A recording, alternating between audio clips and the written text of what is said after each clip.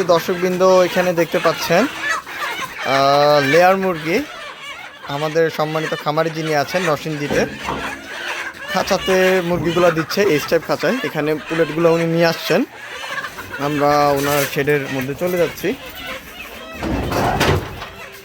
এখানে কিন্তু মোট 22 সেট খাঁচায় 2100 মতো মুরগি উনি ক্যাপাসিটি করতে পারতেছেন এক শেডে।